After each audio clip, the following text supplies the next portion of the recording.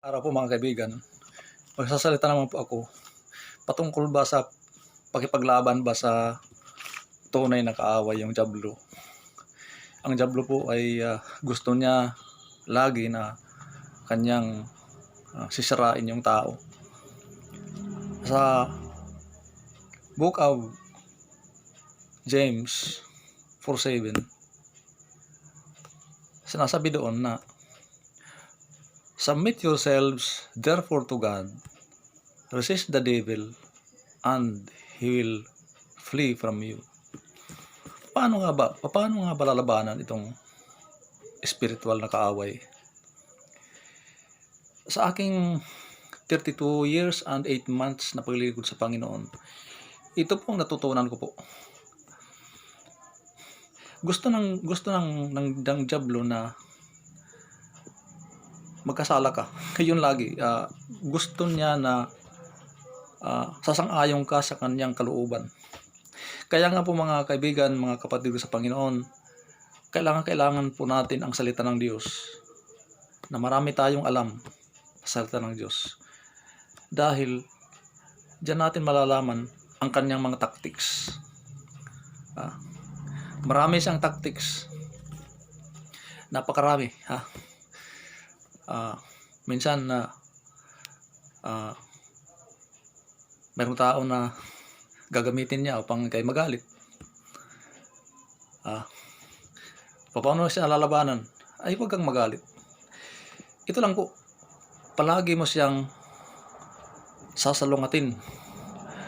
Ang mga kalooban ng dyablo, gusto niyang palagi kang magagalit. Gusto niyang makakaroon ka ng inggit. Salungatin mo, wag kang mainggit. Gusto niya magkaroon ka ng pagnanasa. Kung ikay lalaki o ikay babae, gusto niya magkaroon ka ng pagnanasa ng opposite sex. Salungatin mo, iwasan mo. Palitin mo sarili mo. Kaya nga po, yung paglilingkod sa Panginoon, kailangan po yung fervent prayers at fasting, mga kaibigan. Kailangan maging matibay ka. Kailangan yung Kristiyano matibay. Kasi ito po ang gusto ng dyablo. Gusto ng dyablo na nasa magandang sitwasyon ka lagi.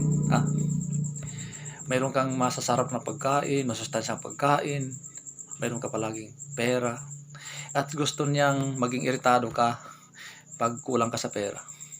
Salungatin mo. Salungatin mo. Huwag maging iritado, maging kalmado ka. Kaya nga, ulitin ko mga kaibigan, kailangan ang Word of God, dahil dyan siya nagagapi. Kailangan kong Word of God. Word of God, ito po ang panlaban sa Kanya. Hindi po natin magagapi, hindi natin malalabanan yung dyablo sa pamagitan ng ating sariling secular na kaalaman, sa pamagitan ng ating physical na kalakasan. Hindi po mga kaibigan, sa pamagitan po ng Word of God.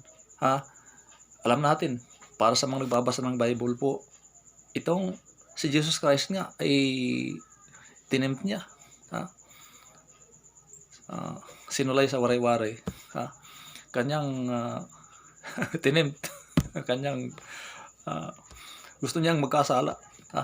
Nagfasting ang ating Panginoon, nagkaroon ng prayer and fasting 40 days and 40 nights. Now, diyan sa papasok. Halimbawa gutom, diyan sa papasok. Gagawin niyang lahat na kayo madisturbo. Na kayo makagsubmit sa kanya. Kasi po ang teknik po ng dyablo, gusto ng dyablo na ikaw ay mag-submit sa kanya. Sabi ng dyablo, itong bato. Alam niya ang gutong na butong ating Panginoon. Siyempre, nagkatawang tatong ating Panginoon. Ay alam niya, gutom na. Itong ating Panginoon. Kasi nasasanay siya doon sa panahon ni Adam at Eve. Doon niya nalaglag. Doon niya nadali. Doon niya naisahan. Sa pamagitan ng pagkain. Kaya po mga kaibigan, maraming nalalaglag, maraming nagkakasala, maraming natitib ng dyablo dahil sa pagkain.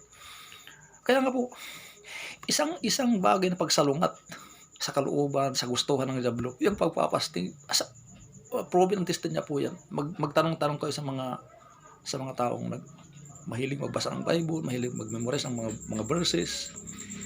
Yung mga nagmamahal sa salita ng Panginoon, magmamahal sa Panginoon. At wini-welcome pa nga yung yung suffering ng physical. Kasi diyan pang diablo ay retreat. Sabi ng ating Panginoon, sabi niya, ito ang bato. Gawin mong tinapay. Alam niya na baka maghihirapan ating Panginoon. At alam ang ating Panginoon, alam niya na iniisahan siya ng diablo. Alam niya na nagtitiknik ang diablo. Ngayon, kalakayang-kaya, Diyos siya. He can create something out of nothing. Andiyan ang bato. Pwede niya gawing tinapay. Pero sabi ng ating Panginoon, hindi lang ang tinapay nakakabuhay ng tao, kundi sa pamagitan ng salita ng Diyos. Kaya nga po, pinuulit ko po, ang Word of God, ang Biblia, ang pagmamahal sa salita ng Diyos, pagbabasa. Ito po ang temptation sa mga Kristiyano. Itong temptation sa mga Kristiyano po. Tinatamad magbasa ng Bible. Tinatamad mag-pray. Lalo na sa pag-fasting, ay magugutom ka. Sa panahon tinatamad ka magbasa ng Bible, yan ang panahon magbasa ka ng Bible. Sisirain ka ng diablo pag sumang-ayon ka sa nararamdaman mo na ayaw mo magbasa ng Bible, sumasang-ayon ka sa sarili mo kasi sumasakay ang diablo nitong katawan na ito na makasalanan. Itong katawan na ito makasalanan, diyan sumasakay ang diablo. Gusto niyang hindi mahirapan ito ating katawan. Samantala, ang ating Panginoon nagpakahirap po siya. Kasalungat po ang ginawa nating Panginoon sa kagustuhan ng diablo. Kaya nga, ang pag-prayer or fasting, diyan ka makakahugot. Para sa mga pastors, mga kaibigan, may kaibigan ko mga pastors, kung gusto nyong maayos yung church nyo, gusto nyo lumagong church nyo, ito pong sekreto. Lahat na kagustuhan ng diablo ay salungatin mo. Kagustuhan ng diablo na ikitatamad-tamad sa pag-study ng Bible. Gusto ng diablo na ikitatamad-tamad sa pag-memorize ng mga verses, sa pag-pray, sa pag-pray ng fasting. Gusto ng diablo na ikayo okay ang katawan mo, marami kang pera, marami kang mga masasarap na pagkain. Sumasakay kasi. Ito ang kagustuhan din ng ating katawan. Mga kaibigan, nasa pagsalungat. Sabi ng Biblia, submit therefore yourselves to God. Resist the devil and he will flee from you. Lahat na kagustuhan niya.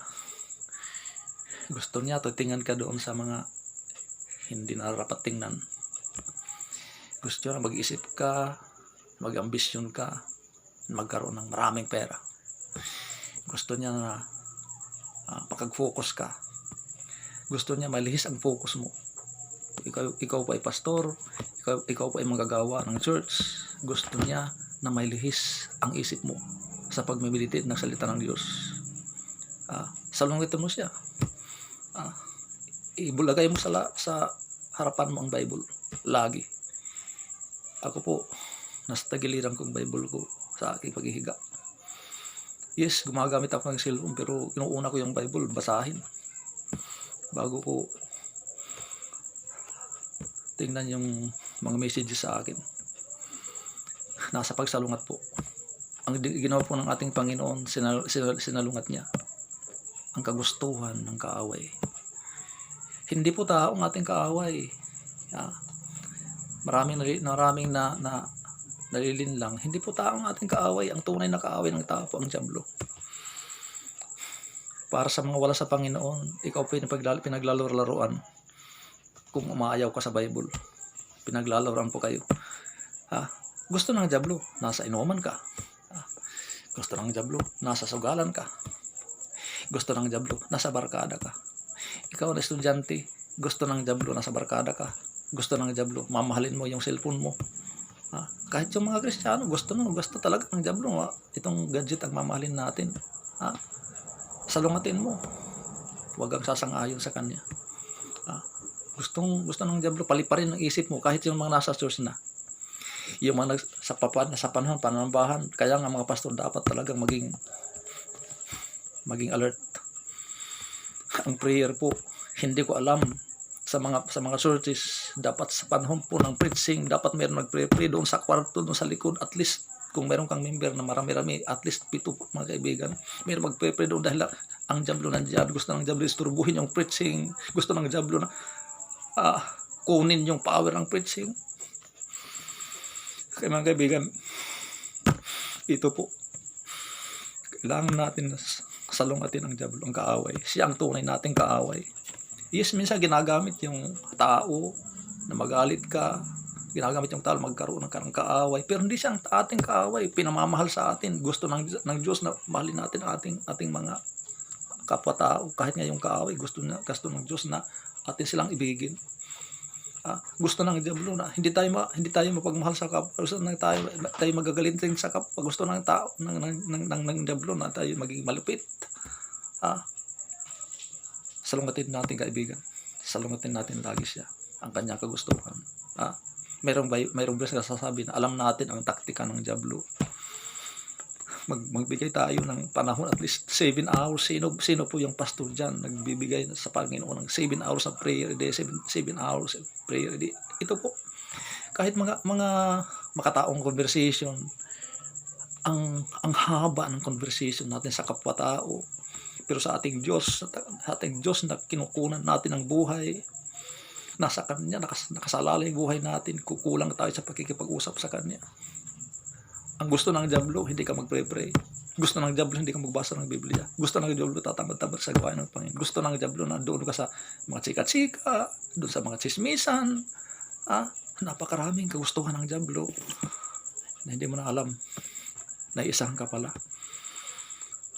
Mga kaibigan, ikay pastor, ikay worker, magpray tayo ng pinakamahagamang prayer. Lord, thank you. Thank you, dear God, for the wisdom written in your word. I pray, dear Father, for my co-pastors